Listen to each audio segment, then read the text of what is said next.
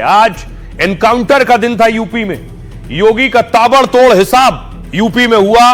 पहली तस्वीर देखिए जरा, आपको याद होगा, ये आप देख रहे हैं दिशा पाटनी के घर पर जो फायरिंग हुई थी, ये वो शूटर्स हैं जिनकी तस्वीर सामने आई है। दिशा पाटनी के घर के बाहर से जाते हुए आप देख रहे हैं, कई राउंड गोली चलाकर ये वहां से निकले थे।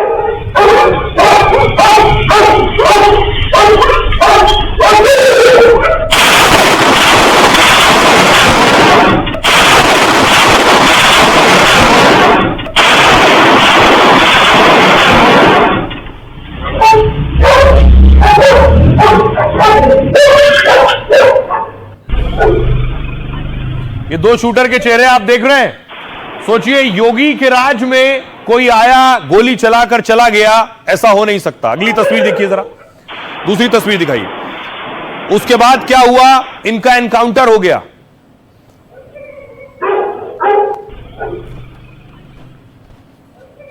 यह तस्वीर आप देख रहे हैं, आरोपी रविंद्र उर्फ कल्लू है, जिसे आप ऊपर देख रहे हैं। पुलिस ने ठोक दिया है, एनकाउंटर कर दिया है। वो दूसरी तस्वीर आप देख रहे हैं। इन दोनों का एनकाउंटर हो चुका है और दोनों को ढेर कर दिया है। अगली तस्वीर आपको दिखाऊं, यह आप देख रहे हैं, गोरखपुर में नीट के छात्र की हत्या कर दी गई थी गौ तस्करों ने, पशु तस्करों ने। अगली तस्वीर देखिए जरा, दीपक की हत्या करने वालों का भी एनकाउंटर हो गया है। यूपी पुलिस के कंधों पर है।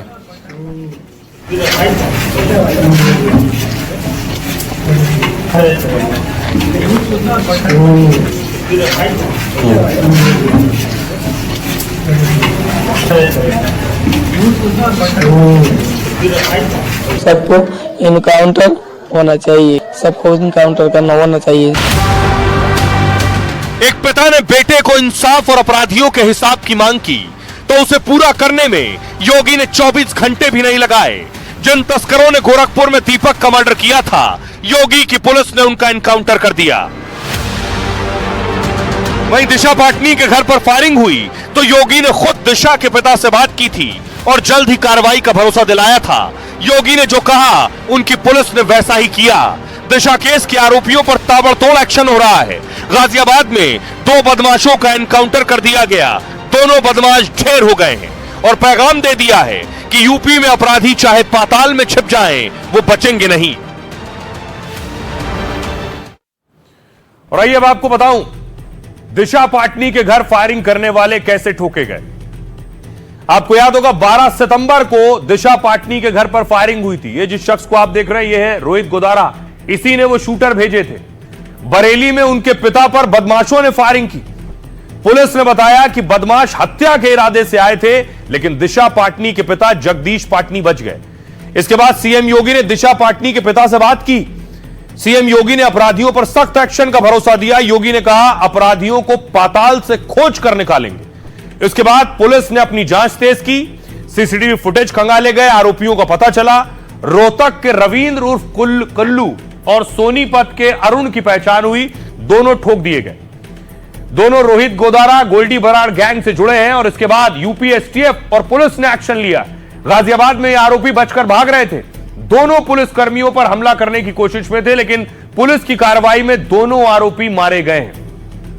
अब सोचिए जरा, यह हुआ एनकाउंटर आज दिशा पाटनी के घर फायरिंग करने वालों पर। दूसरी तरफ देखिए, एक और एनकाउंटर हुआ। यह एनकाउंटर साइट की तस्वीर देख रहे हैं। गोरखपुर में नीट छात्र दीपक की हत्या की गई थी। उसके जो शूटर्स थे, जो मारने वाले थे उसे, उनको एनकाउंटर हुआ। देख रहे हैं, यूपी पुलिस के कंधों पर रहीम को आप देख रहे हैं, इस बाइक से फरार हो रहा था, जिसके बाद उसका एनकाउंटर हुआ। अब देखिए रहीम कौन है, कैसे यूपी पुलिस रहीम तक पहुंची और यह दूसरा एनकाउंटर हुआ। गोरखपुर में छात्र दीपक की हत्या के बाद लोगों में बहुत गुस्सा था। गुस्साए लोगों ने हाईवे पर बवाल और आगजनी की। आरोपियों पर एक्शन लेने को लेकर नारेबाजी भी हुई। कल ये तस्वीरें मैंने आपको दिखाई थी। इसके बाद स्थानीय लोग पुलिस वालों से भिड़ गए। सीएम योगी ने फौरन पुलिस कर्मियों को निर्देश दिए। एक आरोपी को तो गांव वालों ने पकड़ लिया था। आरोपी अजब हुसैन को पकड़कर लोगों ने मारपीट की। उससे पूछताछ के बाद बाकी आरोपियों का पता चला। आरोपी तस्करों को पकड़ने के लिए चेकिंग शुरू हुई। इस बीच आरोपी रहीम पुलिस से बचकर भागता दिख रहा था। रहीम चुपचाप शहर छोड़ने की फिराक में था। पुलिस ने रहीम का पीछा किया, उसने फायरिंग शुरू की। पुलिस कर्मियों ने आरोपी के खिलाफ जवाबी कार्रवाई की और पुलिस एनकाउंटर में रहीम के पैर में गोली लगी है। एनकाउंटर साइट से उसकी बाइक जब्त हुई है। रहीम यूपी के कुशीनगर का रहने वाला है। बलरामपुर बस्ती में इसके खिलाफ कई केस पहले से दर्ज है। यह गौ तस्करी के आरोप में पहले भी जेल जा चुका है। गोरखपुर के दीपक की हत्या में भी रहीम का हाथ था। आरोप है कि वारदात में बिहार का तस्कर गैंग शामिल है। रहीम के जरिए ही बिहार का तस्कर गैंग का खुलासा हुआ। अब पुलिस इस मामले की बारीकी से जांच कर रही है। आइए इस एनकाउंटर के बाद यूपी पुलिस क्या कह रही है वो सुनिए। ये थाना क्षेत्र पिपराइच में जो महुआ चाफी ग्राम में घटना हुई थी, उसके क्रम में प्रकाश में आए अभियुक्तों में से एक अजब हुसैन जो है, जिसको ग्रामीणों के द्वारा पकड़ा गया था, और वर्तमान में हॉस्पिटल में गंभीर हालत में भर्ती है। इसके अतिरिक्त एक अभियुक्त रहीम, जिसकी पुलिस को तलाश थी, उसकी एसओ पिपराइच एवं कुशीनगर पुलिस की टीम के द्वारा अभी जॉइंट ऑपरेशन में गिरफ्तारी हुई है, जिसमें उसके द्वारा पुलिस टीम पर फायरिंग की गई थी और जवाबी आत्मरक्षा पुलिस फायरिंग में उसको गोली लगी है, जिसका पुलिस के द्वारा उसको गिरफ्तार किया गया है। इसके अतिरिक्त 2 अन्य अभियुक्त छोटू और राजू को हिरासत में लेकर के पूछताछ व अग्रिम विधिक कार्रवाई की जा रही है। अब आइए आपको बताऊं योगी ने क्या एक्शन लिया। उस इलाके में गोरखपुर की घटना है, वहां की चौकी है जंगल धूषण चौकी। इस चौकी पर एक्शन हुआ है, पूरी चौकी पर। दरअसल गोरखपुर में बवाल के बाद स्थिति बिगड़ने लगी। लोगों ने पुलिस कर्मियों पर आरोप लगाया लापरवाही का। लोगों ने कहा उन्होंने कई बार तस्करों की शिकायत यहां की है, लेकिन उसके बावजूद भी पुलिस ने कार्रवाई नहीं की। गोरखपुर के जंगल धूषण चौकी इंचार्ज पर आरोप लगे। चौकी इंचार्ज पर समय से एक्शन न लेने का आरोप लगा। सीएम योगी ने इस पर सख्त एक्शन लेने का ऑर्डर दिया और इसके बाद मामले पर विभागीय जांच शुरू हुई। जांच में पाया गया कि पुलिस वालों ने लापरवाही बरती। लापरवाही सामने आने पर एसएसपी ने तुरंत कार्रवाई की। मंगलवार रात को जंगल धूषण चौकी इंचार्ज सस्पेंड हो गए। हेड कांस्टेबल समेत 3 सिपाही भी निलंबित कर दिए गए हैं। बाद में सीनियर अधिकारियों को जिम्मा सौंपा गया। बारीकी से पूरे मामले की जांच करने के निर्देश दिए गए।